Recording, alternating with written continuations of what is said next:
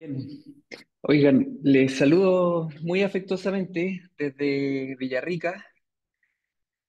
La verdad que para mí también un tremendo honor y de verdad que es muy evocativo el poder volver a compartir con la Paula, con Ricardo, con Eduardo, lo que han sido un poco. Ricardo rememoraba más de 20, 25 casi ya años de historia, un poco trabajando desde Cabo de Horno hasta fundamentalmente lo que quiero presentarles hoy día, el trabajo que hemos desarrollado también por 25 años en Villarrica, la Araucanía, Gualmapu.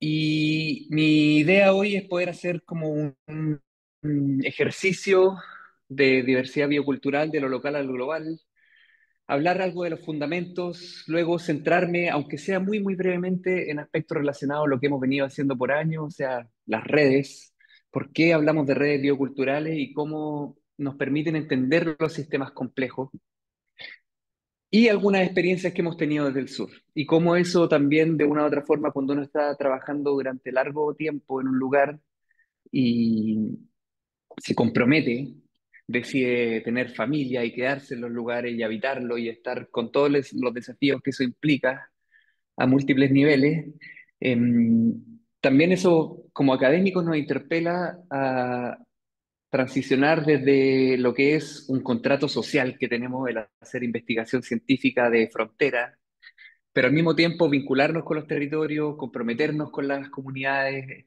comprometernos con las escuelas y empezar a generar material que de una u otra forma, o en muchos casos, no está muy valorado en los circuitos académicos en los que nos movemos, pero que sin embargo también hoy día se vuelven algo fundamental del trabajo, para poder de una u otra forma vincular y poder marcar diferencia o de una u otra forma, y ocupando el lenguaje que ocupa mi muy querida amiga y que hoy día está postulando al Fondesit para que sigamos continuando trabajando, Carla Marchant, una transformación que sea deliberada. Entonces, lo que estamos buscando aquí un poco es contarles lo que ha sido el trabajo desde lo pequeñito hasta lo más macro. Y para eso, bueno, yo sé que hay estudiantes, personas que están conectadas desde distintos territorios, de distintos lugares, y si es que es posible, solamente me gustaría verles y para poder saludarles. Entonces, si pueden prender su cámara quienes quieran y quienes puedan,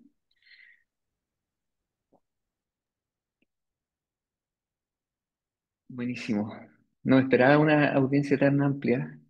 Bueno, a muchas de las personas las conozco, algunas de las cuales voy a hablar. Qué buena verles, uno desmovilizándose.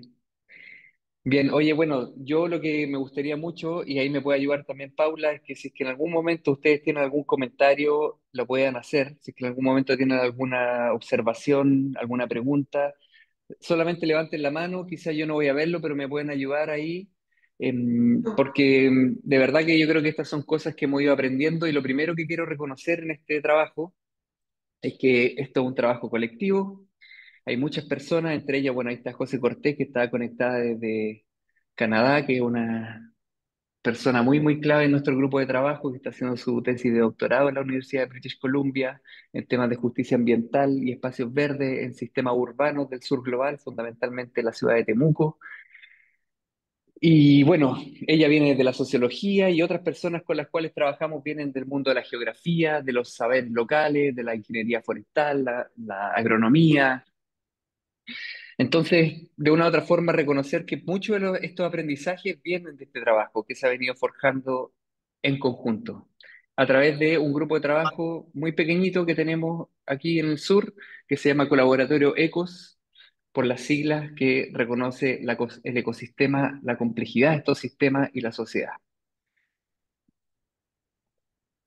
Y bueno, algo que seguramente ustedes ya han venido discutiendo es la noción de si es que seres humanos estamos en la naturaleza, estamos sobre la naturaleza, estamos con la naturaleza. También aquí vienen implicaciones que son muy relevantes en relación al lenguaje. Cuando hacemos investigación debemos retribuir, cuando hacemos investigación debemos contribuir. Nosotros estamos muy convencidos de que desde los inicios de los procesos de investigación, no siempre, pero que se va aprendiendo y se va trabajando con la gente, se va contribuyendo, se va trabajando con la naturaleza. Y creo que eso ha sido un cambio de paradigma que aquí se alcanza a ver, ¿no es cierto?, en lo que va desde la izquierda hacia la derecha de su pantalla, lo que es la gente en la naturaleza y cómo ciertas concepciones epistemológicas han hecho que han entendido que los ecosistemas, que los seres humanos, los sistemas sociales son parte de ecosistemas mayores, más amplios. Esto es una aproximación que, bueno, tiene raíces históricas que son súper interesantes, pero creo que hoy en día dominan también lo que es el discurso de conservación. Muchas de las agendas que podemos ver, por ejemplo, relacionadas al concepto de servicio ecosistémico, ustedes seguramente lo discutieron en profundidad con Jaime Ojea, un querido amigo y colega con quien trabajamos hace muchos años también, que la noción de servicio ecosistémico de una u otra forma ha sido muy relevante, luego pasó, ¿no es cierto?, a la noción de contribuciones de la naturaleza a la gente, y el hablar de gente y naturaleza, con la naturaleza, perdón, nos habla de este balance que tiene que existir tanto en ejercicios teóricos, prácticos, empíricos, ¿no es cierto?, que podemos hacer en los sistemas en los cuales trabajamos, entre naturaleza y sistemas sociales, pero también en la parte de carácter más práctica, ¿no es cierto? Donde los dos, naturaleza y cultura, los reconocemos como este sistema indisoluble. Reconocemos que existen nociones que son complementarias y que este es un ejercicio, bueno, aquí que lo hicimos con Ricardo, un trabajo ya muy antiguo, pero que a mí me gusta mucho, sobre la importancia biocultural del cóndor andino a lo largo del eje cordillerano desde Colombia, Venezuela hasta el Cabo de Hornos. Aquí hablábamos un poco de lo que era el mundo natural y la sociedad, y hablamos de estos dominios culturales, como la política, el lenguaje, el arte, la cosmovisión, la identidad, la medicina, que son muy propias de las culturas y que están formando parte de una maraña que está muy imbricada, ¿no es cierto?, en los sistemas de conocimientos, de prácticas, de creencias locales. Y entonces, hoy voy a hablar mucho de lo que ha sido uno de los indicadores asociados a estos dominios, que es el lenguaje.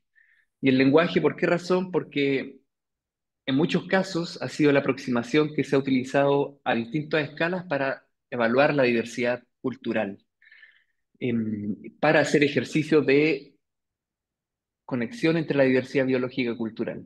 Yo creo que, por ejemplo, para nuestro caso, para Chile, sería muy interesante, bueno, y en algunos casos lo que hemos estado haciendo también, el mirar a otros dominios culturales que pueden ser tan relevantes o incluso más que el lenguaje. Pero ahí vamos. Ahora, yo hace muchísimos años, mientras vivía en Puerto Williams, esto fue a inicios del año 2006, 2007, estuve trabajando, viviendo en Puerto Williams. Vivíamos en conjunto con una muy querida amiga colombiana, Jimena Arango, que estaba haciendo su tesis de magíster sobre el carpintero gigante, identificándolo e implementándolo como una especie biocultural carismática para la Reserva de Biosfera Cabo de Hornos. Y entre el tiempo que tenía ahí, mientras hacía mi tesis de magíster y leía muchísimo, y trabajábamos en la escuela, en el taller Mora del Medio Ambiente, me encontré con un trabajo de Ricardo Rossi, el año 2002 en Cloris Chilensis, una revista que, si no me equivoco, ya no ha seguido circulando, no se han seguido No, generando sí nuevos existe. números. No, ¿Sí? ¿Sí no, existe aún? no. Ah, qué hermoso, ya. Eh, eh, Cloris de Sebastián Tellier, desde Concepción, y que está haciendo un trabajo cada vez más inspirador. Cloris se ha mantenido, Tomás. Perfecto, buenísima Así que noticia. buena Yo desde noticia. entonces un poco le perdí un poco el rastro, pero sí venía este trabajo en el que se hablaba de por qué razón naturaleza y cultura son indisolubles. Y hoy día quise traer un poco también algunas de las imágenes que recuerdo que aparecían en el capítulo de Ética Ambiental, Raíces y Ramas Latinoamericanas, o que representaban un poco eso, un capítulo de Ricardo en el libro, un clásico de conservación biológica para la región latinoamericana, de Primark y Ricardo, Pancha Mazzardo, Peter Feisinger y Rodolfo Dirso, y que nos hablan un poco de esta epistemología y ontología de la diversidad biocultural. ¿Y por qué razón? Por ejemplo, lo que alcanzábamos a ver aquí, ¿no es cierto?, ¿qué son? Una serie de tubérculos, ¿no es cierto?, que se cultivan en la zona andina, en la zona andina del norte de Chile, en la zona andina de Bolivia, de Perú, y que se alcanza a ver cómo seres humanos hemos sido capaces de no solamente destruir biodiversidad, porque lo hemos hecho, lo estamos haciendo, pero al mismo tiempo también somos capaces de generar biodiversidad. Y eso es muy propio, por ejemplo, lo que ocurre en Chiloé, donde existen más de 400 papas. Nosotros hemos estado trabajando durante ya varios años en el archipiélago de Chiloé, con registro de varios cientos de variedades de papas. Y esto nos habla que a través de la experimentación, los seres humanos estamos construyendo, estamos generando biodiversidad. Y eso es muy importante recordarlo y es muy importante recordarlo también cuando trabajamos con infancias, por ejemplo, cuando trabajamos con adolescentes, cuando estamos vinculados a las escuelas. A pesar de los escenarios complejos de guerra, a pesar de los escenarios complejos de crisis climática, de pandemias, etcétera, debemos seguir con un mensaje de optimismo. Y en este caso, la epistemología nos habla de que nosotros tenemos lentes culturales.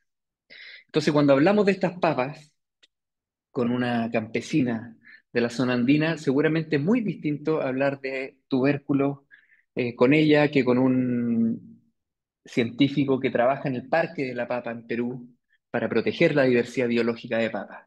Entonces, aunque estemos hablando de la misma papa, de una u otra forma existen lentes culturales que nos están diferenciando de el fenómeno que estamos observando. Entonces, ¿esto qué nos recuerda? Que siempre que estamos mirando a la naturaleza tenemos lentes culturales, la epistemología. Y en otro caso, también este mismo trabajo, Ricardo nos decía, en realidad los seres humanos, y este es el caso más concreto que estamos observando aquí con la papa en este caso, somos actores dentro de esta biodiversidad de los ecosistemas. Entonces estamos participando activamente en, por ejemplo, definir la composición de una chacra, definir la composición de los sistemas agroforestales, definir cómo se ordenan, cómo se estructuran y definir cómo funcionan. Entonces ya no somos solamente observadores de la diversidad biológica, sino que somos actores dentro de ella. ¿Y eso qué nos recuerda entonces nuevamente? Que estamos hablando de diversidad biocultural, incluso cuando hablamos de biodiversidad. Y esta diversidad biocultural se encuentra en todos los lugares. Y en muchos casos, ¿no es cierto?, tenemos la idea de que esto se encuentra en lugares remotos, ¿no es cierto?, del Amazonas, de las latitudes tropicales, en Indonesia, en Papúa Nueva Guinea, o incluso en sistemas archipelágicos del Cabo de Hornos, pero en realidad esta diversidad biocultural está en todas partes, hasta en las ciudades.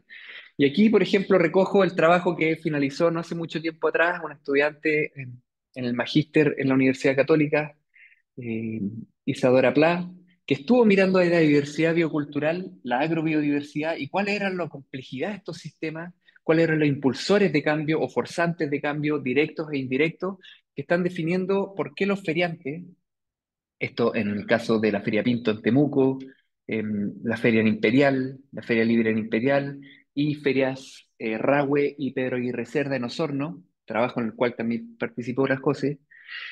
Y estaba mirando este sistema y nos recuerda que en realidad estos sistemas son sumamente complejos, que son sistemas que son muy localizados, pero en los cuales registro más de 500 especies que se están comercializando.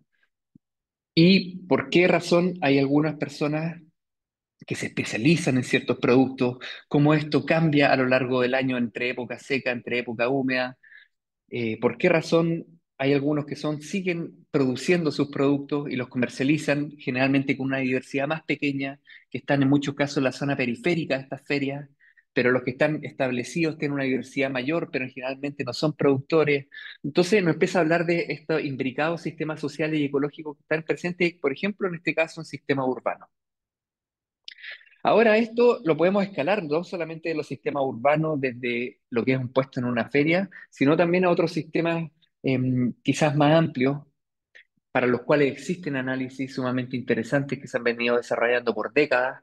Y quizás uno de los ejemplos más icónicos que tenemos a escala global es de lo que ocurre con el maíz y cómo a partir de un pariente silvestre, un wild relative como el teosimple, ¿no es cierto?, se empieza a diversificar y cómo existe una diversidad biológica que está entrelazada, que está correlacionada espacialmente entre diversidades de maíz y, por ejemplo, diversidades de lenguas.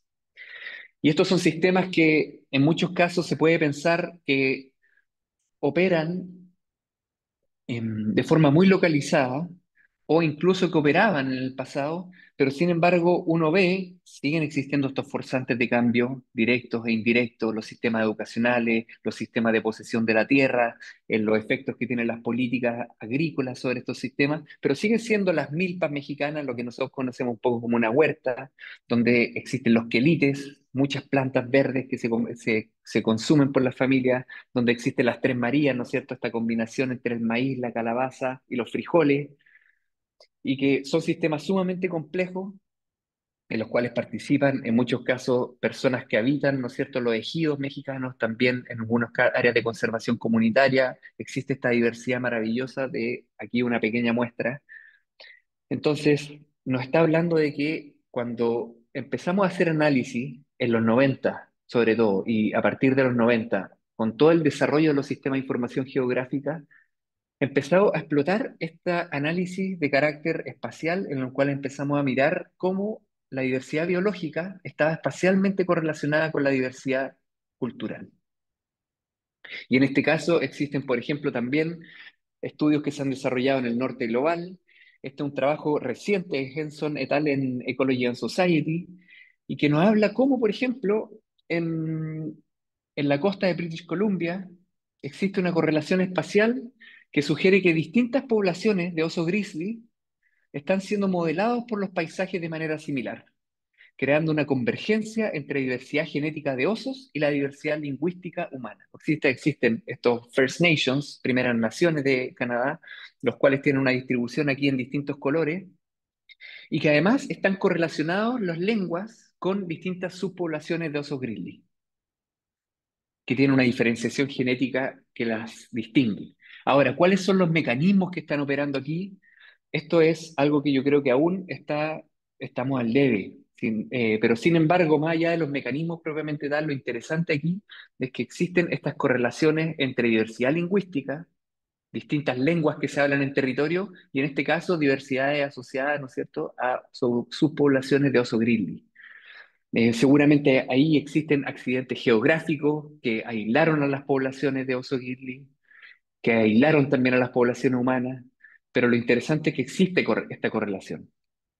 Y esto también se ha mirado a escala global, con el auge, ¿no es cierto?, de los sistemas de información geográfica. Por ejemplo, este es un trabajo muy lindo hace ya varios años de Gorenflo en el PNAS, que nos muestra cómo los hotspots de biodiversidad, en la imagen arriba a la izquierda, se enumeran del 1 al 35, y las áreas silvestres de alta biodiversidad del 36 al 40, y también en ese mismo trabajo hacen un ejercicio de proyectar la distribución geográfica de lenguajes, y lo que nos muestra es que existe una correlación en la zona donde existe mayor diversidad biológica, existe también mayor diversidad cultural en términos de lenguaje.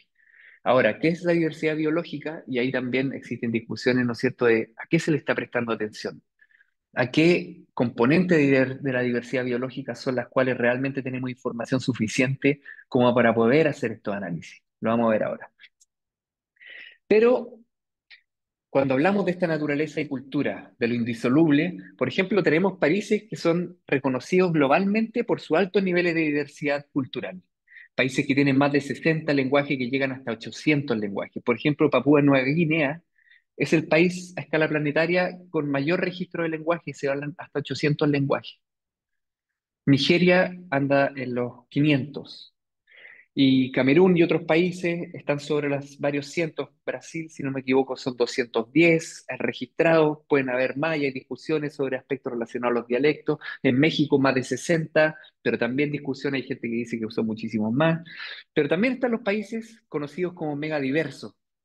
Seguramente varios de ustedes reconocen que Colombia, Perú son muy conocidos por su alto nivel de diversidad biológica. Y entre ellos está China, está Malasia, está Ecuador, Madagascar, pero existen estos países que son reconocidos también por esta interfaz, por este cruce, ¿no es cierto?, de comprender alto nivel de diversidad biológica y de diversidad cultural de forma simultánea. Existen ejercicios que se han hecho intentando cuantificar esto. Y este es un ejercicio sumamente sencillo del año 2005 en Ecological Indicators. Lowe y Harmon crearon o propusieron no exento de crítica, no exento también de miradas que pueden resultar un poco reduccionistas, un índice de diversidad biocultural. Y de forma muy sencilla, esto se complejiza más, pero solamente para traerle aquí el ejemplo, dicen que la diversidad cultural, ellos la evaluaron como riqueza lingüística, religiosa y étnica de los distintos países a escala planetaria, y la diversidad biológica, riqueza de vertebrados, para los cuales existen información disponible. Entonces aquí también empezamos a mirar, ¿no es cierto? O podemos discutir un poco de cuánto nos está hablando esta información relacionada solamente a los vertebrados y a las plantas vasculares, en este caso. Bueno, ellos suman DC más DB partido por 2 y generan un índice de diversidad biocultural a escala planetaria.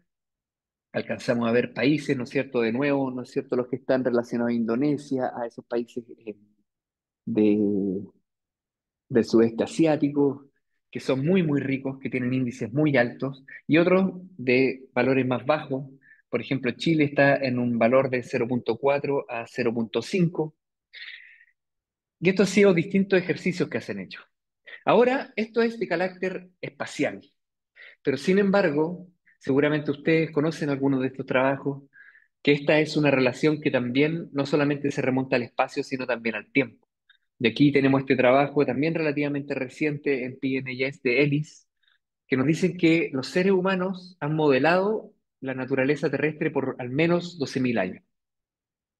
Y no solamente eso, nos recuerdan que las áreas bajo manejo indígena son hoy en día reconocidas como algunas de las áreas con mayor biodiversidad que quedan en el planeta, y que la principal causa de disminución de biodiversidad es la apropiación, la colonización, en la intensificación en el uso de la tierra ya habitadas, utilizadas y remodeladas por sociedades anteriores y actuales. O sea, nos están hablando de esta relación y que en realidad casi todos los sistemas que conocemos a escala planetaria han sido modelados por los seres humanos. Ya no existen esos sistemas prístinos, ya no existen sistemas que no hayan sido tocados por los seres humanos, más aún en la crisis, contexto de crisis climática. Y en muchos casos, cuando miramos esta imagen, pensamos en el Amazonas y nos puede ocurrir quizá una idea similar. Este es un trabajo muy bonito que ustedes lo pueden buscar en Science, de Levis, el año 2017, que nos dicen de los efectos persistentes de la domesticación de plantas precolombinas y cómo definen la composición de los bosques en la Amazonía completa. Hicieron transectos de vegetación desde sitios arqueológicos, cientos de sitios arqueológicos, y hicieron transectos de vegetación caracterizando la vegetación, la composición de planta, composición botánica que existía asociada a estos sitios arqueológicos en transectos desde los sitios arqueológicos hacia afuera, y lo que muestran en este análisis es esto, que las comunidades arbóreas modernas que están en la Amazonía, las que vemos hoy, están estructuradas en gran medida por una historia de domesticación de plantas por parte de los pueblos amazónicos. Nos recuerda nuevamente esta idea de que no solamente interescalarmente, espacialmente existe esta relación, sino también a través del tiempo. Ahora, ¿qué es lo que ocurre? Y aquí no voy a profundizar mucho en eso, es que cuando existe pérdida de diversidad biológica, existe pérdida de diversidad biocultural. Y esto es solamente una imagen, existen un montón de trabajos relacionados a esto, pero yo me gusta este porque es de The Guardian, ¿no es cierto? No es un paper científico, pero que nos dice mientras los bosques se pierden y se pierden las especies asociadas a estos sistemas, se pierde no solamente los bosques, sino también un mundo de lenguaje. Y hacen este análisis de qué niveles de amenaza tienen distintas lenguas que se hablan en distintos continentes. Y que nos hablan un poco de que esta diversidad biológica que está hoy día muy amenazada, donde se estiman al menos van a haber una pérdida entre el 20 al 30% de las especies biológicas, para muchas de las cuales solamente tenemos un nombre, no conocemos aspectos fundamentales de su historia de vida, se van a perder de aquí al 2100. Para las lenguas, y bien lo sabe Ricardo en varios de sus trabajos, para las lenguas de los más de 6.900 lenguajes que se hablan actualmente, en el mismo periodo se van a perder más del 90% de las lenguas. Entonces tenemos una crisis de diversidad biocultural entrelazada, de diversidad biológica, de diversidad cultural. Ahora estos sistemas entonces nos recuerden que todo esto es sumamente complejo. Y aquí Quiero recordar un poco también lo que hacemos nosotros, que a través del espacio y el tiempo existen actores en los territorios, y aquí pueden ser estos nodos, estas pelotitas que se ven en esta red, pueden ser personas, pueden ser plantas, pueden ser aves, pueden ser las huertas mismas, pueden ser instituciones que se vinculan en los territorios. Y eso es lo que nosotros intentamos explorar, cómo se comportan estas redes y cómo de una u otra forma estas redes estas relaciones entre los actores de los territorios van generando propiedades que emergen en los sistemas. Y cómo estas redes están siendo afectadas por procesos sociales y ecológicos que ocurren desde las cuencas hasta escalas globales. Ahora, las redes ecológicas, estas redes no son algo nuevo en ecología. Incluso antes de que se acuñara el concepto de ecología por primera vez, muchos de ustedes que son ecólogas, ecólogos, lo saben, el año 1869, si no me equivoco, fue acuñado por primera vez el concepto de ecología por un biólogo filósofo alemán, Ernst Haeckel, y él, antes incluso que se acuñara por primera vez en esta obra maravillosa, Cosmos, fundamental, ¿no es cierto?, de la historia ambiental de Humboldt, él dice que poco a poco el observador se da cuenta de que estos organismos, y él está hablando de hongos, están interconectados, no de forma lineal, sino en una verdadera red enmarañada.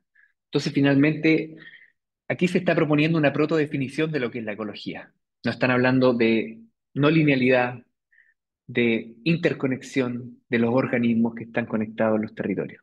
Ahora, a nosotros nos gusta hablar de redes bioculturales porque hemos venido transicionando en los últimos años desde una mirada netamente biológica, mirando la relación entre los pájaros, los árboles, fundamentalmente, aunque le hemos incluido los mamíferos, los reptiles, la gente, etcétera, a las redes bioculturales.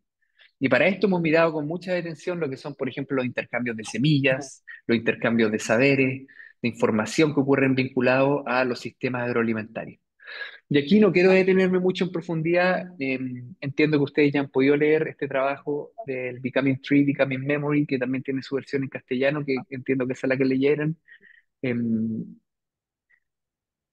la cual proponemos que estas redes bioculturales son complejas, en las cuales emergen estas propiedades, ¿no es cierto?, que son colectivas y también son simpoyéticas, en el sentido de que emergen a partir de las relaciones entre distintos actores de los territorios y que los seres se van construyendo ellos mismos en los territorios a través de estas redes gracias a estas interacciones. Y lo que propone Donna Haraway, que no voy a mencionarlo hoy día en detalle, es que básicamente ninguno individuo son definitivamente autopoyéticos en el sentido que solamente se autoorganizan, sino que se generan en conjunto con otros, son simpoyéticos.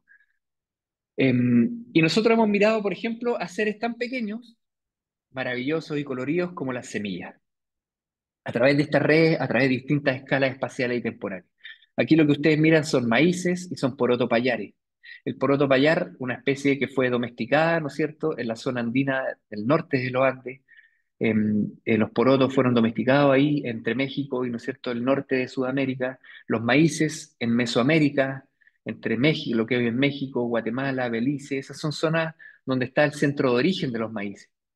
Sin embargo, existen en Cueva Los Catalanes, en Gualmapu, cerca de Tirúa, sitios arqueológicos donde se han registrado maíces de 700 años, porotos de 1200 años, lo que nos está hablando de que estos territorios en los cuales en 1492 ocurre, ¿no es cierto?, el contacto entre los colonos europeos y América. En 1541 se funda la ciudad de Santiago, en 1532, si no me equivoco, llega Diego Almagro. Mucho antes de eso, cientos de años antes de eso, ya existía intercambios, existían estas redes bioculturales en el sur de Sudamérica, especies y cultivos que venían desde Mesoamérica y que se habían trasladado. Entonces se movilizan a través de las huertas, aquí está Patti Yelef, ¿no es cierto?, cuidando su huerta, y también se movilizan a través de los intercambios de semillas. En este caso aquí una imagen entre personas que están intercambiando semillas y luego estas semillas se movilizan en los territorios. Entonces nosotros hemos estado haciendo algunas preguntas a través de los años, poco más de 15 años. Primero, ¿qué actores forman parte de estas redes bioculturales en los territorios?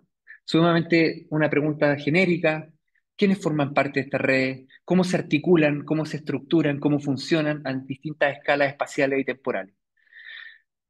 Y con una pata muy vinculada a cómo podemos incidir, de qué forma podemos hacer educación, de qué forma podemos trabajar con las escuelas, pero también participar en procesos de política no institucional, en las cuales uno está participando día a día, trabajando con la gente, trabajando con estudiantes, trabajando con la organización de la sociedad civil, con cooperativas, con comunidades, pero también en la institucional.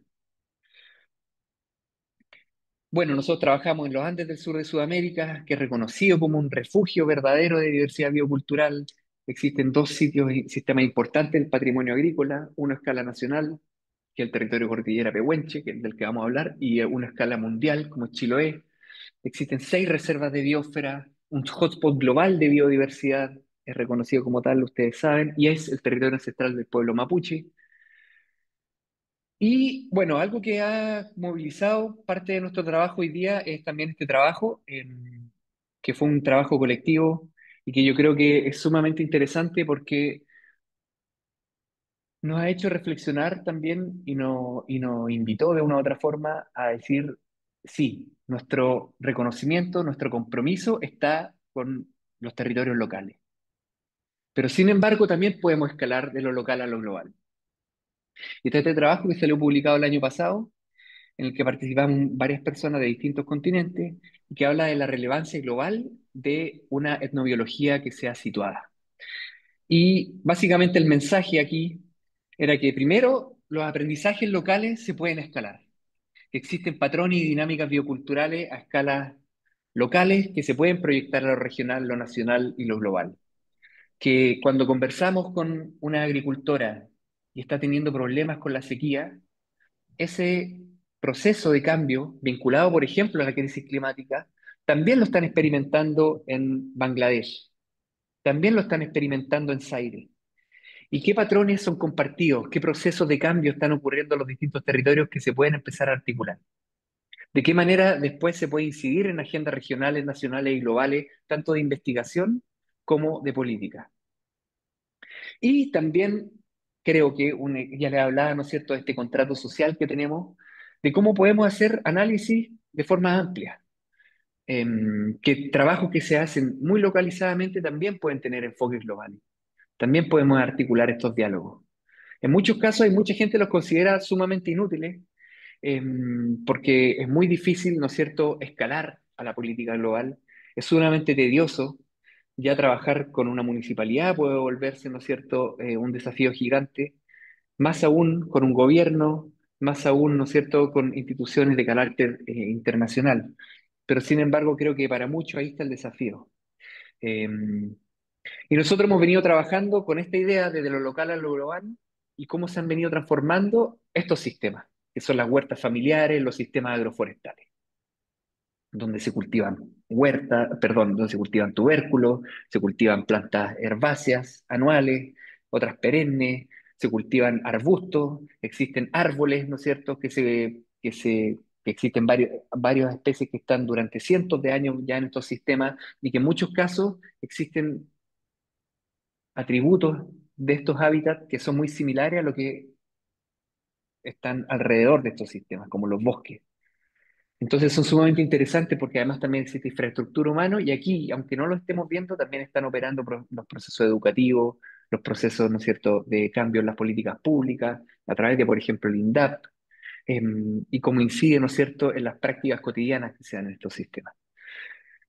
Bueno, aquí, por ejemplo, solamente para mostrar muy ampliamente, en estos sistemas hemos registrado 285 especies de plantas que se cultivan, más de 540 variedades que la gente reconoce como tal. Entonces son sistemas sumamente diversos, muchos invertebrados que además hemos analizado lo importante que pueden llegar a ser en procesos ecosistémicos, tanto taxonómica como funcionalmente. Y otra cosa que también miramos con detención, y que lo hemos venido ahora también cada vez más recuperando en nuestro trabajo es el rol que tienen las plantas silvestres que se recolectan en los territorios, que están más allá de las huertas. Y así es como comenzó este trabajo, con el trabajo de Antonia Barró, que hay dos trabajos muy lindos publicados en el Journal of Ethnobiology y en el Mountain Research and Development, que muestran cómo, por ejemplo, existen al menos 47 especies de plantas que la gente conoce, recolecta, consume en estos territorios. Pero sin embargo existen procesos de cambio y las niñas, los niños en las escuelas rurales, algo que hemos venido documentando a través del tiempo, ya no están aprendiendo en muchos casos lo que sus padres y sus abuelos aprendieron alguna vez cuando eran niñas y niños. Existe una erosión de este conocimiento asociado a la recolección. Y esta es una cita que incluso está en el trabajo publicado el año 2016. ¿Cómo enseñarle a nuestros niños si no podemos entrar al bosque? Entonces, ¿cómo existen procesos, por ejemplo, de acceso restringido al bosque, con la creación en muchos casos de áreas protegidas y de nociones o de políticas en áreas silvestres, tanto públicas como privadas, que tienen verdaderas concepciones de conservación de fortaleza, en las cuales la gente no puede ingresar a hacer recolección, y también los sistemas de educación formal, en los cuales los niñas y niños en muchos casos salen de sus comunidades, están obligados a salir de sus comunidades y poco a poco van perdiendo la posibilidad de tener contactos cotidianos e ir aprendiendo sobre el medio ambiente.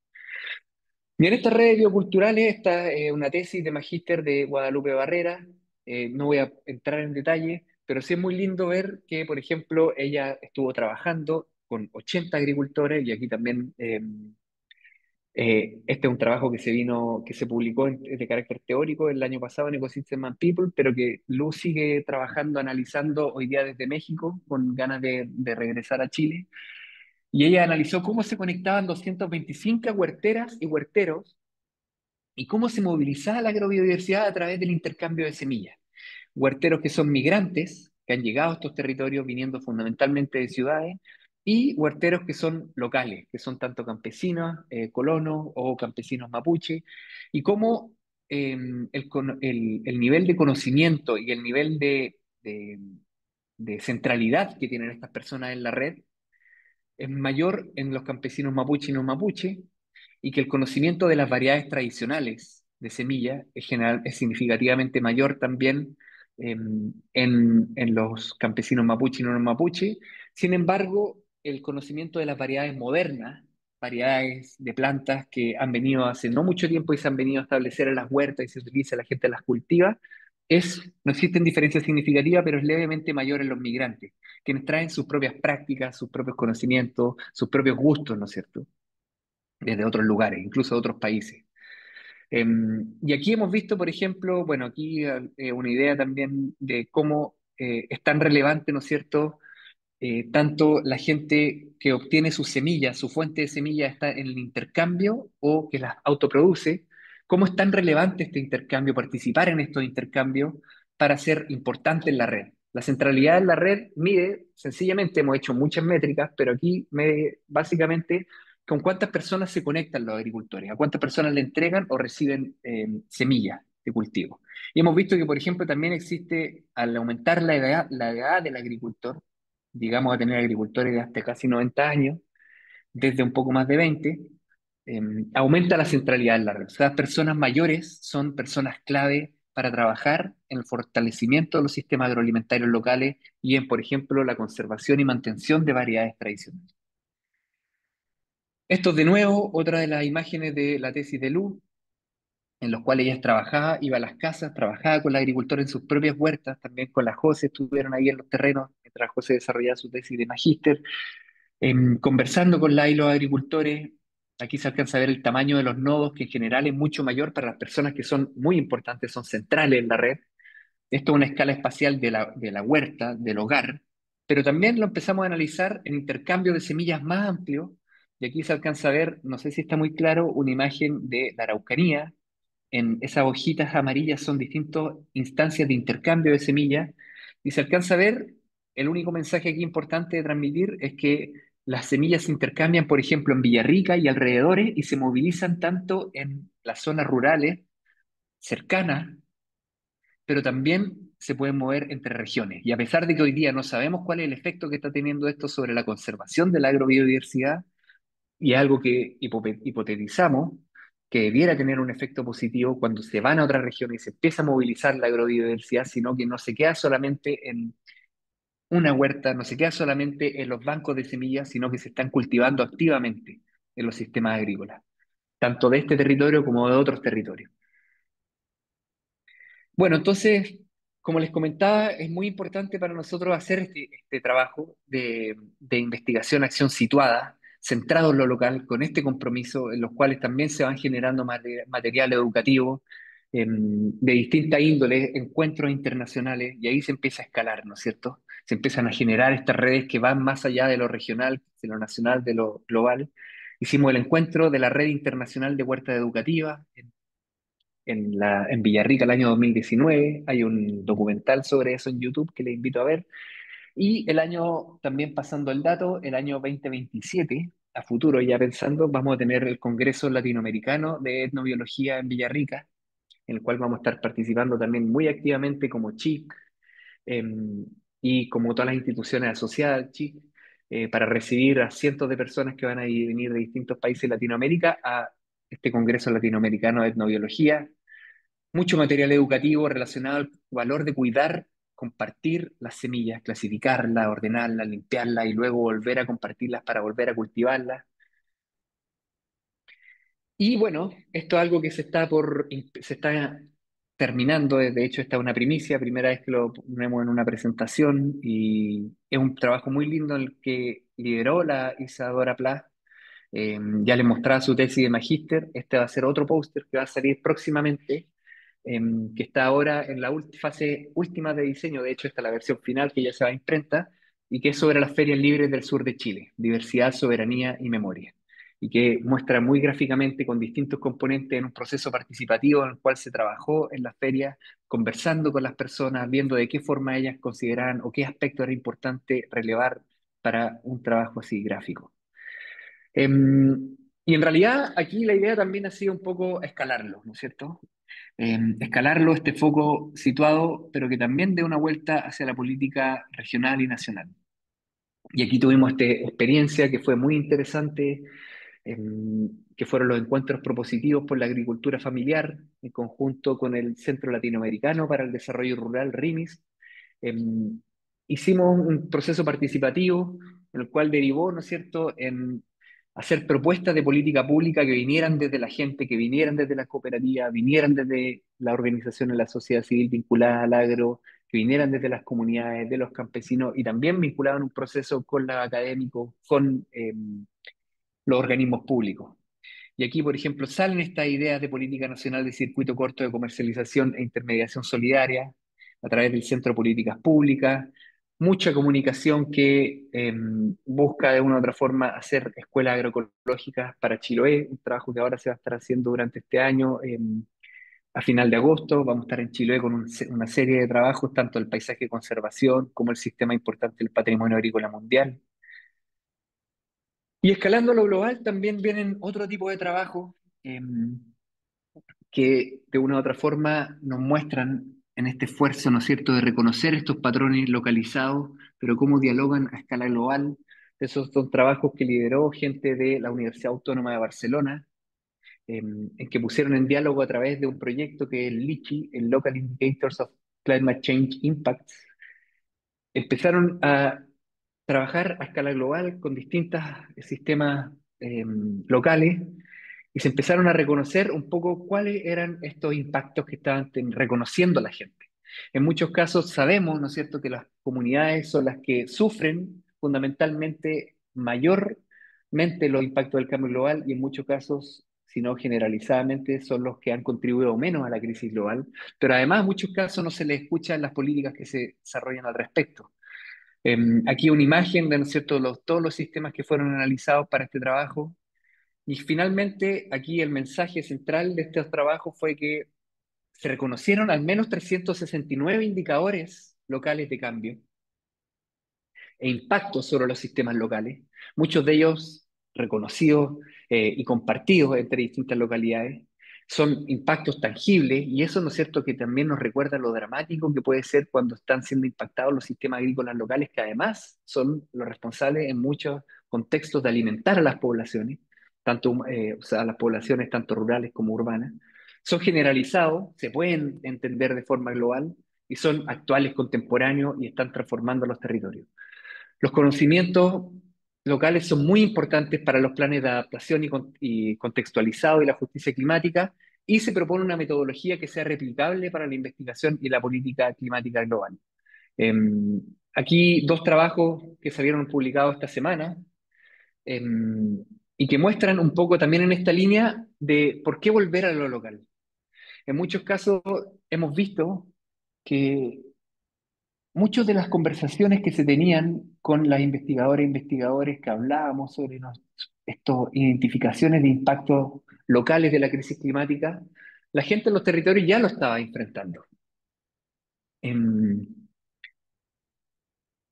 y salieron estos dos trabajos, ahí están, esta semana, sobre, por ejemplo, cuando tenemos vulnerabilidad social ecológica en estos sistemas agrícolas de pequeña escala, existen mecanismos de adaptación vinculados al conocimiento indígena y local para, ¿no es cierto?, hacer frente a la variabilidad climática. Y estos son los trabajos que salieron esta semana, les invito a revisarlos.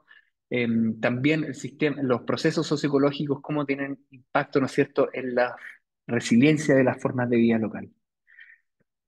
Y bueno, todo este aprendizaje de una u otra forma también nos hace pensar en lo local y cómo esto se pone en diálogo con aspectos relacionados a la conservación, a procesos más amplios, ¿no es cierto?, de prestar atención a los sistemas agrícolas tradicionales locales.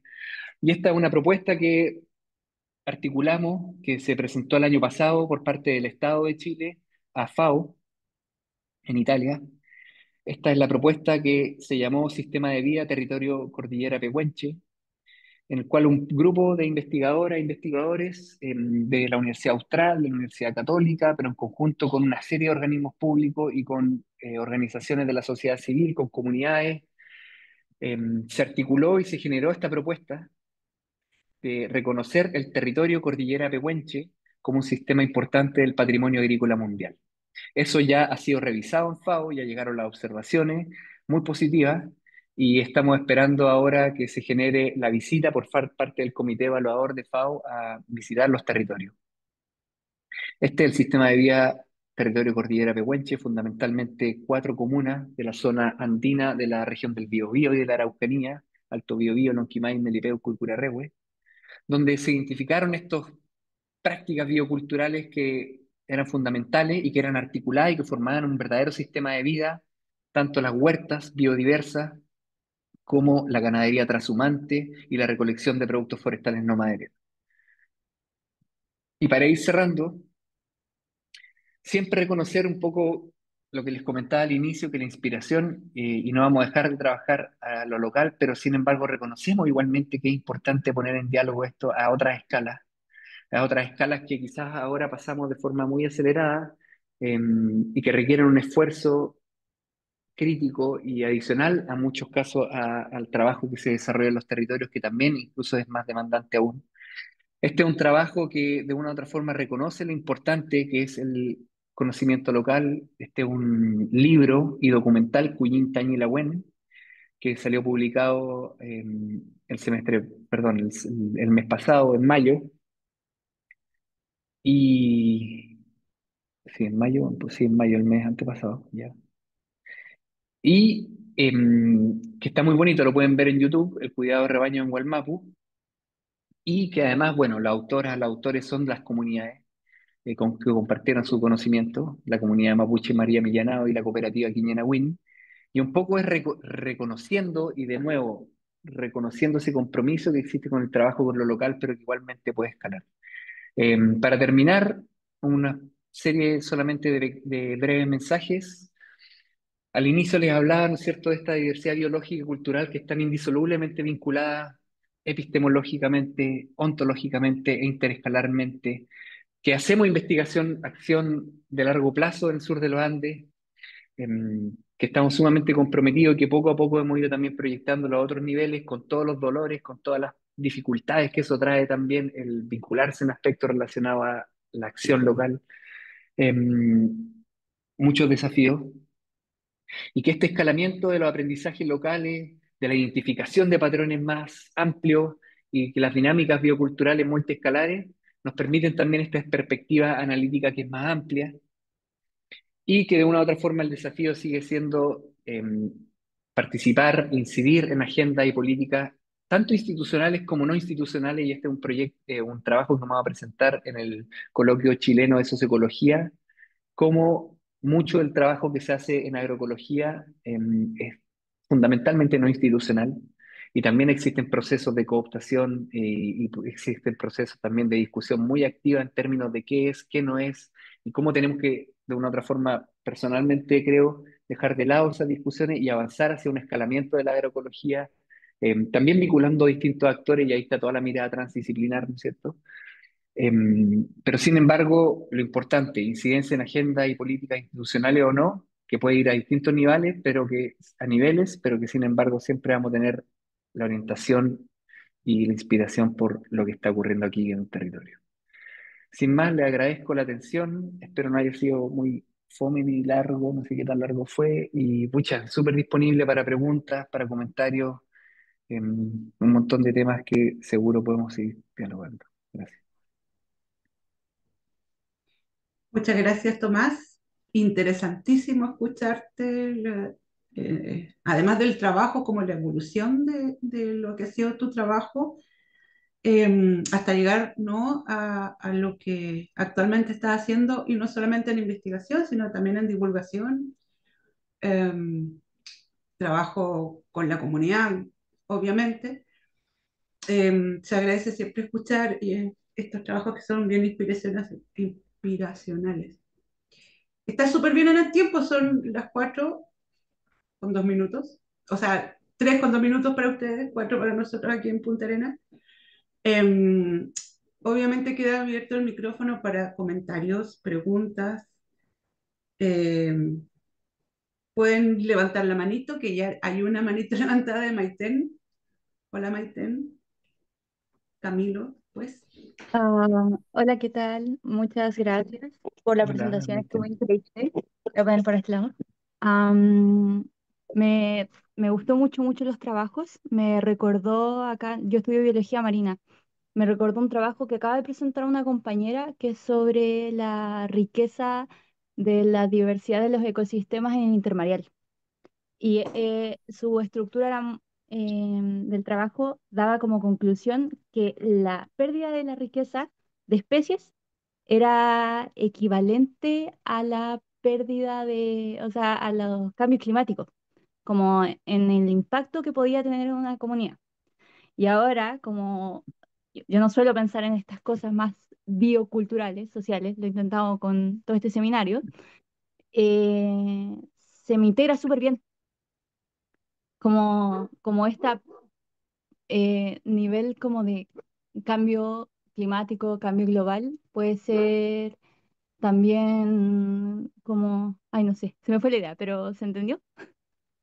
Sí, sí, muy interesante. Bueno, gracias por el comentario.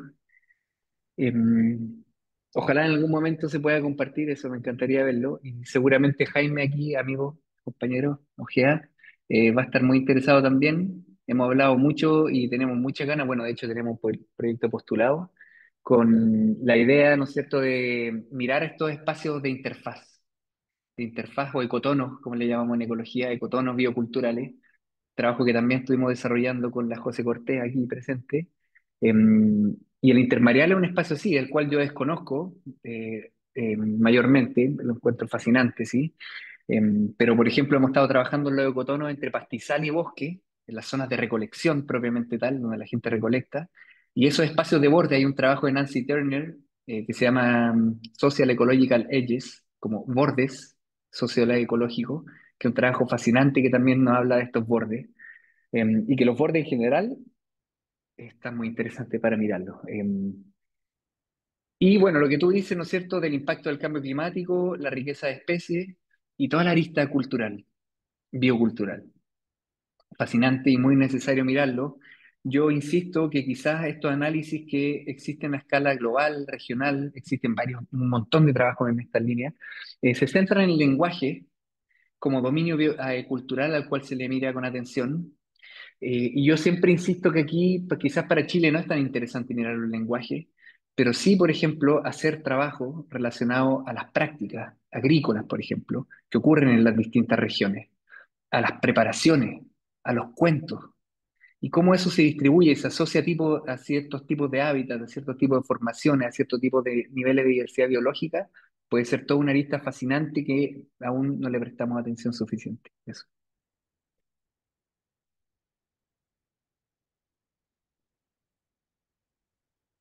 Camilo. Perdón, Camilo. Gracias por tu presentación, Tomás. No sé si no te alcanzo a ver. Dame un segundo. Ahí sí. Aquí estoy, Gracias, aquí estoy. gracias, Tomás. Oye, hermoso el texto. Hermoso el texto, al menos el que compartieron para leer, ¿no es cierto? Claro, obviamente tú haces una relación con el trabajo de Ricardo de la misma línea, ambos muy, muy grandes trabajos, muy inspiradores también. Y quería hacerte unas consultas respecto a tu presentación de hoy. A lo mejor te voy a pedir que te repitas, pero como para poder entenderte mejor. Eh, en algún momento tú estuviste hablando de redes bioculturales. Entonces también me surgía ahí una inquietud en términos metodológicos, ¿no? De estas redes bioculturales. Como más o menos cómo organizas o cómo han podido resolver el tema metodológico para estas redes y a lo mejor me quedé con el juicio ahí de que estas redes a lo mejor se habían abocado a estudiar movilidad. No sé si hay otra cosa entre medio que hayan estado trabajando. Me quedé con esa impresión, probablemente errada, pero me quedé con esa impresión. La segunda pregunta es sobre las escalas. Eh, Me preguntaba como qué es lo que quieres escalar cuando estás proponiendo escalar, ¿no? A lo mejor se me mete ahí la Anatsing, no sé, me queda como esa duda detrás, ¿no? ¿Qué es lo que queremos escalar cuando en realidad, por ejemplo, en el trabajo que presentaste sobre el Pehuen, pareciera que lo valioso es la singularidad, ¿no? Entonces me queda ahí como esa reflexión dando vuelta a ver cómo trabajas tú o profundizar en esa relación. Y lo otro, último punto, claro, tú pusiste la educación formal como en última instancia, ¿sí? Eh, yo soy profesor de filosofía, entonces también, claro, para mí la educación formal tiene muchos problemas, pero creo que es un frente que no se puede dejar de lado. Entonces me quedaba también esa duda ahí de cómo abordas tú dentro de tu trabajo esto a nivel de educación formal, a lo mejor inclusive pensando en la educación intercultural, ¿no? Que también, si bien está institucionalizado, también está súper acotado, súper limitado, puede ser una puerta de entrada, más no la única. Eso, gracias. Ya. Todas muy buenas preguntas, muchas gracias. Lo primero en relación a las redes. Las redes es un campo, como lo mencionaba, de larga historia en ecología. Em, y gran parte de las redes y las métricas que nosotros hemos utilizado, que son algo así como 20, y que están en un trabajo que salió publicado el año pasado en Ecosystem and People, que un poco revisamos las métricas, y ahí te paso el dato por si quieres mirarlo. Nosotros abogamos por un enfoque relacional al entendimiento de las redes. ¿Y a qué me refiero con esto? Las redes pueden ser sociales, también ha explotado, o sea, el análisis de redes sociales es fascinante, y ha inspirado mucho nuestro trabajo, el cual nosotros intentamos hacer una suerte de trabajo de redes socioecológicas o bioculturales, que también son dos aspectos distintos, pero bueno, no me quiero meter ahí. Y en los cuales estas redes bioculturales, ¿no es cierto?, tienen, por ejemplo, agentes que nosotros llamamos actores, porque los agentes han sido vinculados siempre con una tradición más desde las ciencias sociales y las entidades de las ciencias biológicas. Nosotros hablamos de los actores y cómo estos actores pueden ser humanos y más que humanos. Y cómo esto se puede modelar. Ahora, la aproximación relacional nos permite mirar esto de forma cuantitativa y cualitativa. Y ahí los niveles de profundidad, siempre con lo cual y nos ha permitido mirar mucho más en detalle, por ejemplo, cuál es el comportamiento que tienen estos actores, de qué forma están modelando la modularidad de las redes, de qué forma están modelando, y la modularidad me refiero a distintos grupos de actores que se forman en los territorios, Y eso lo podemos intentar hacer tanto cuantitativamente como cualitativamente. Y eso intentamos hacer, es parte de nuestro esfuerzo.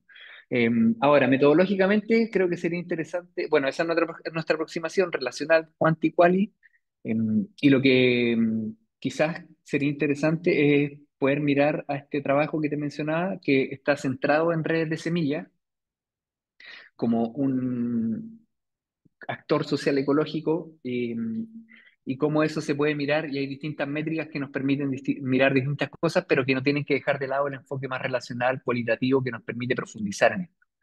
Em, Eso, por una parte.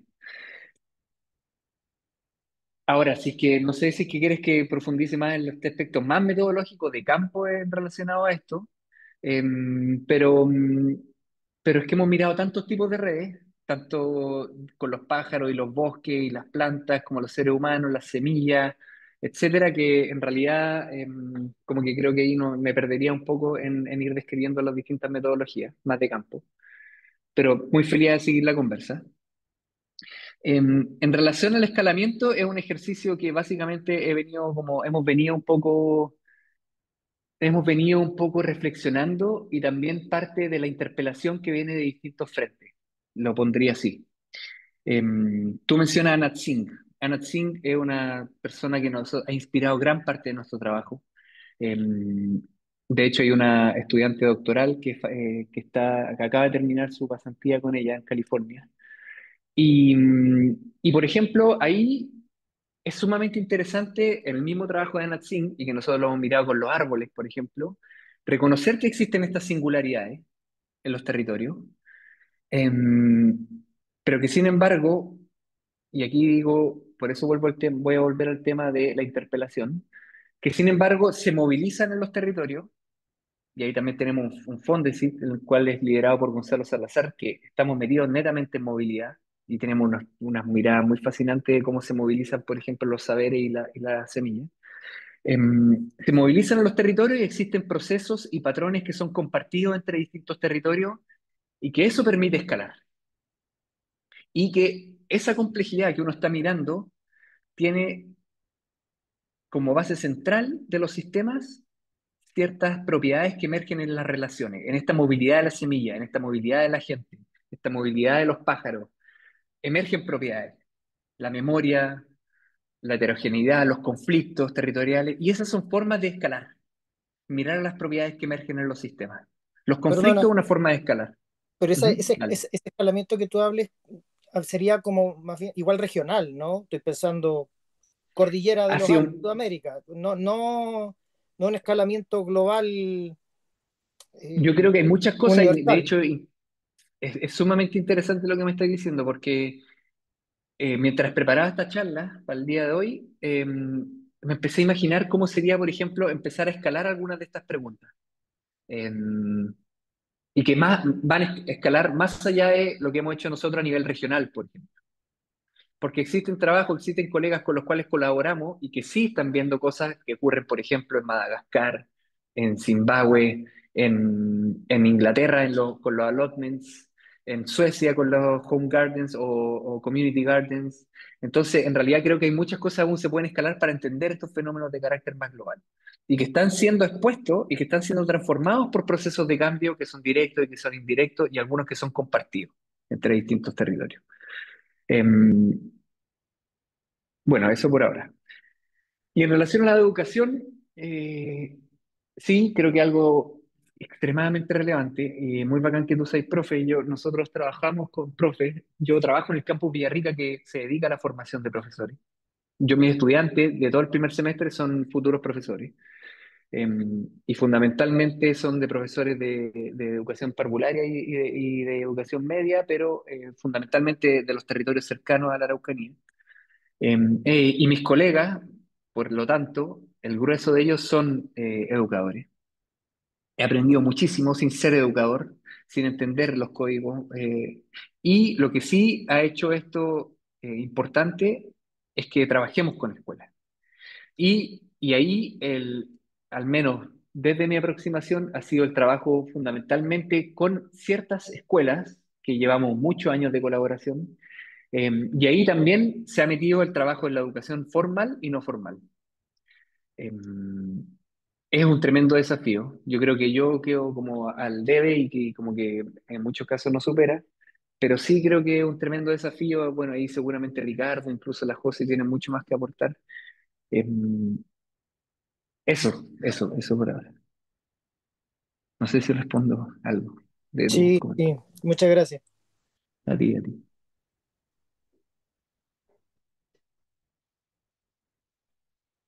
¿Más preguntas, consultas, comentarios? Jaime Ojeda está por ahí con la mano Eso, levantada. ay, Eh, Jaime, me imaginé que ibas a querer comentar algo.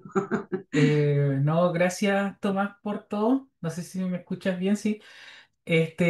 No, agradecido por todo tu trabajo y la inspiración para otros. Hablando de redes inspiracionales. Este, te quería preguntar sobre algo que igual es un desafío en las cosas que uno hace en el mar. Sobre esto de un poco lo que tomaba Camilo con su segunda pregunta del escalar. Eh, de cuando tú hablas de escalar, ¿es un desafío, una perspectiva, una intencionalidad desde el mundo de la ciencia o igual emerge una intencionalidad, una influencia desde los territorios? En ese juego entre lo que hace un científico y querer compararlo con otras cosas que hacen en el mundo o marcos institucionales que te permiten eso. Pero, ¿cómo tú enfrentas eso? Porque igual siento que de repente son dilemas que uno atraviesa. ¿Cómo tú lo has llevado, lo llevas en sí? Ya.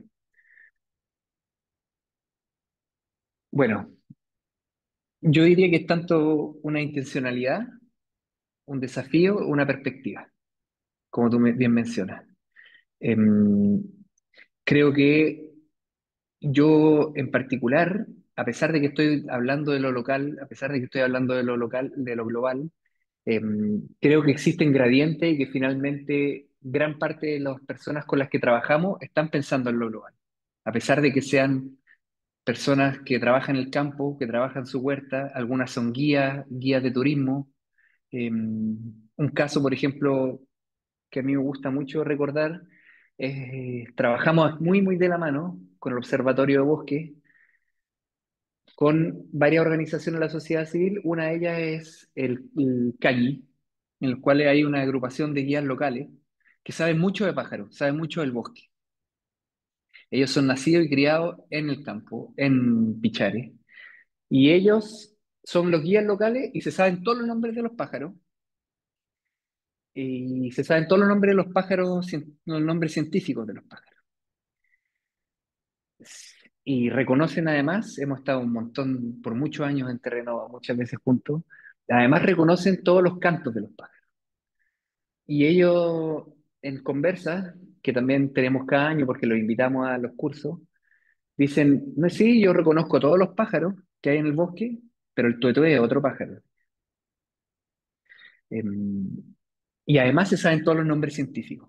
Y aquí lo que voy con este comentario, con esta anécdota, es que el conocimiento local con el conocimiento global, que en este caso está traducido, por ejemplo, en los nombres científicos, que se lo saben todos, está en una constante diálogo y hoy en día eso permea todos los intereses, esta perspectiva.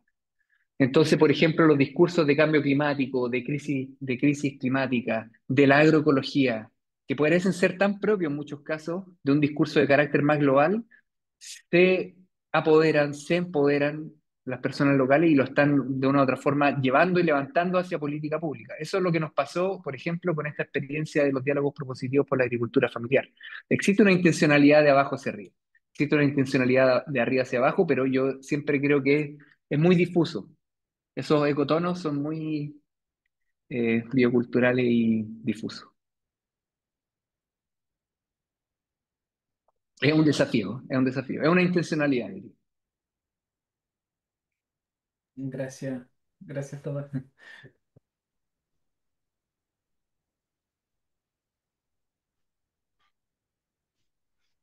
¿Alguien más? ¿Algún comentario? Tomás, aprovechando mientras hay una pausa, y la gente piensa en sus preguntas, si nos cuentan más de este congreso que viene el próximo año, porque varios de los que están presentes podrían Sí, entusiasmarse en participar. miren, ahora en mayo estuvimos presentes en el Congreso Latinoamericano de Etnobiología en Guatemala, en la ciudad antigua, hermosísima, y ahí hace tiempo, desde la Sociedad Chilena de Socioecología y Etnoecología, em, existía el interés de que se hiciera en Chile el Congreso Latinoamericano. Ahora seguramente más de una persona, varias de las que están aquí, van a participar en el Coloquio Chileno de Socioecología, que va a ser en San Fernando la primera semana de agosto. Y este es el cuarto, si no me equivoco, Coloquio Chileno de Socioecología y Etnoecología. Y, y existe el cuarto, pero existe el interés, entonces hicimos la propuesta de que Chile sea sede del Congreso, del próximo Congreso Latinoamericano, que va a ser el noveno y que va a ser en 2027, no en 2026. Pero va a ser harto trabajo y tenemos como referente el encuentro que hicimos en el 2019 de Huerta Educativa, que tiene, está este documental para que lo vean. Entonces la idea es que tengamos este referente y que a partir de agosto, que vamos a tener la primera reunión del coloquio, en el coloquio con el equipo de Sosoet, empecemos a armar, a tirar líneas un poco de qué es lo que se puede tratar y la idea, como fue, como tenemos de inspiración, lo que fue el Encuentro Internacional de Huerta Educativa, donde fuimos más de 20 organizaciones las que participaron en su gestión, en su organización, queremos que sea un poco parecido, que haya mucho terreno, que haya participación de líderes, lideresas de distintos lugares del país y de distintos países de la región. Creo que va a ser un encuentro muy bonito, pero eso seguramente va a ser en noviembre de 2027, o sea, falta, falta. Así que van a estar todas y todos muy invitados y seguramente van a empezar a escuchar más de esto a final de este año, a principios del próximo. Gracias. Y Tomás, si es que no quiero, yo prefiero estar en silencio en estas sesiones para escuchar, pero si no hay preguntas, me gustaría que desde tu perspectiva para implementar aquello que es estar en los territorios. ¿Cómo te ha apoyado la academia? ¿Qué podrías decir a las universidades regionales? Aquí hay muchos estudiantes, hay colegas de lugares regionales, y en el caso de la Universidad de Magallanes es extremo, y es una de las dificultades mayores, porque implica desafíos especiales para la familia, para la carrera Mm. profesional. ¿De qué manera te han dificultado y de qué manera te han ayudado? ¿Qué ha sido clave para que otras y otros futuros y jóvenes investigadores puedan asumir el compromiso de estar efectivamente en el territorio? No desde una oficina tampoco en las ciudades. O sea, es muy distinto estar en Villarrica, Pucón, que estar en Temuco, o que estar en Punta Arenas, o que estar en Porvenir o Puerto Natales, digamos, y las villas y los lugares. ¿Cuál, qué te ha facilitado y qué te ha dificultado? Mm. Mira, yo creo que varias cosas. Es una tecla la que tú tocas ahí, muy importante, como una hebra muy, muy sensible, y sensible a nivel personal y yo creo que a nivel profesional también. Uno en la academia está en un lugar de privilegio, en el cual existe, de hecho, las universidades son fuertemente respetadas por la opinión pública en el país. Y eso es algo que yo creo que se ha venido construyendo, ¿no es cierto?, a lo largo de muchas décadas. Dicho esto, también existe una aprensión muy fuerte desde los territorios a trabajar con la academia. Entonces, yo creo, y esto es algo que no, en muchos casos no es tan fácil decirlo porque entiendo que requiere tiempo. Primero el compromiso y el largo plazo. Creo que eso es sumamente importante.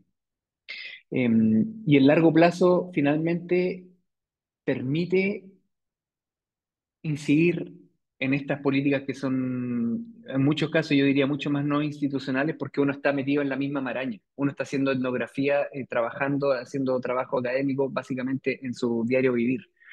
Em, Creo que la academia nos facilita mucho el poder llegar, pero también nos dificulta. En muchos casos nosotros hemos llegado a lugares en que nos dicen, usted viene a la universidad, no queremos hablar con usted, usted váyase. Así. Em, pero el tiempo, que es lo que nos ha dado, y aquí tenemos varios casos bien importantes que nos gusta mucho como recordar. Tenemos actores de los territorios que nos rechazaron inicialmente, que son hoy día los que más trabajan con nosotros. Em, y creo que eso es también parte de manejar las expectativas, ser muy transparente, porque en realidad es muy difícil manejar eso. Uno tiene mucho entusiasmo. Y eso me pasa mucho también trabajando en un lugar largo aliento, muchos estudiantes con los que trabajamos, por ejemplo, y que también van a estar un tiempo nomás en los territorios. Y muchas veces se genera mucho entusiasmo de poder proyectar y hacer cosas. Entonces, es muy importante ser realista y decir, yo vengo para esto, tengo este interés y me voy a quedar hasta este momento.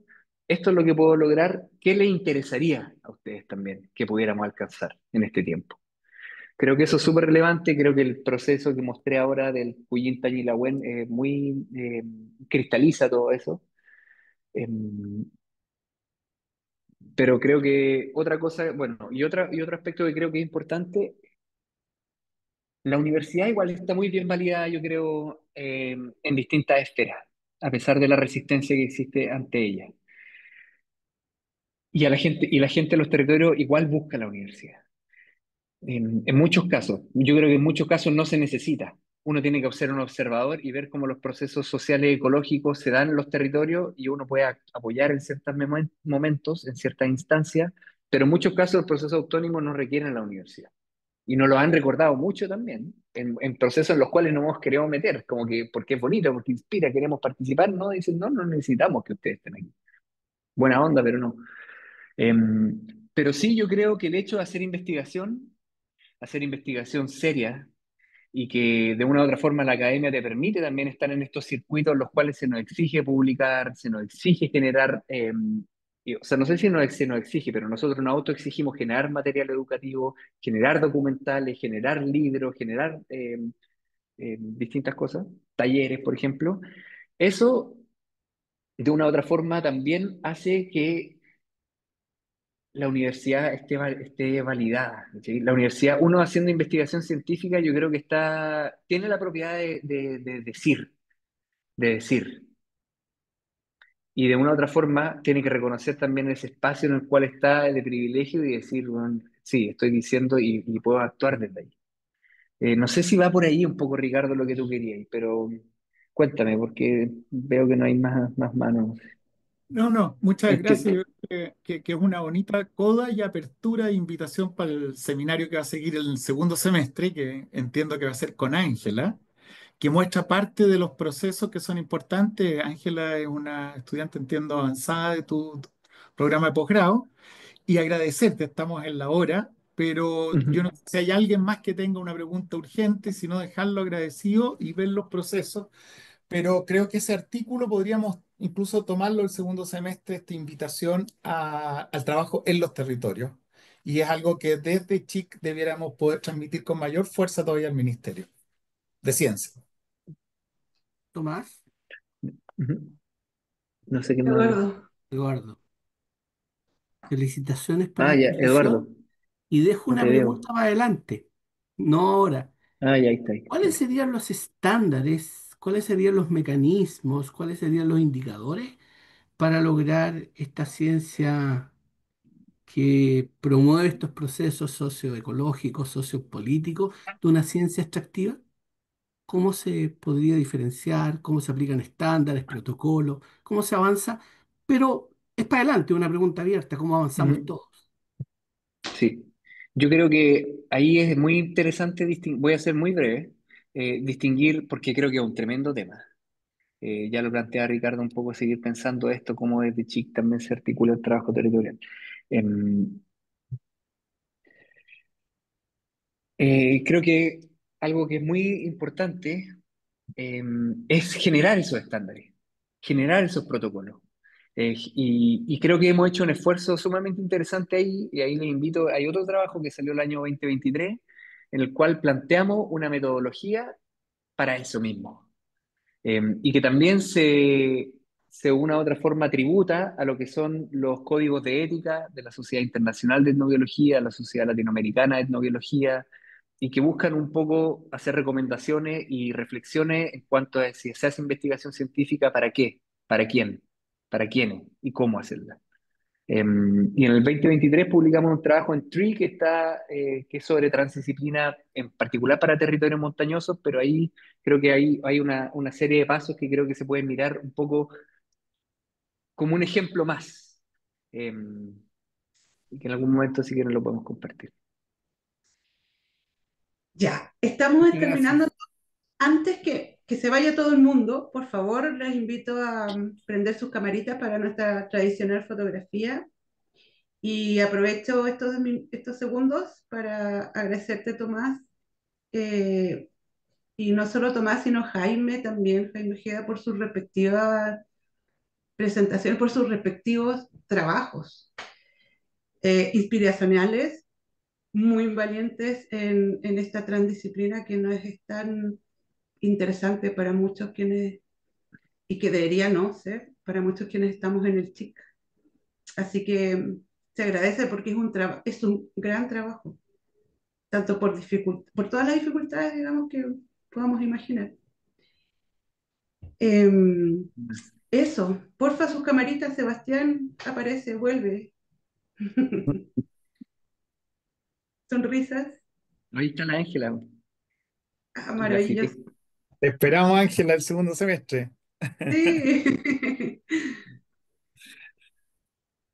Ahí está la Daniela también. Bueno, Muchas gracias, chiquillos. Nos vemos el próximo viernes, si todo va Bueno, como se ya pues debería. muchas gracias, un abrazo, Gracias, Gracias, bacán, chao, chao. chao, Tomás. chao, cuídense. Súper.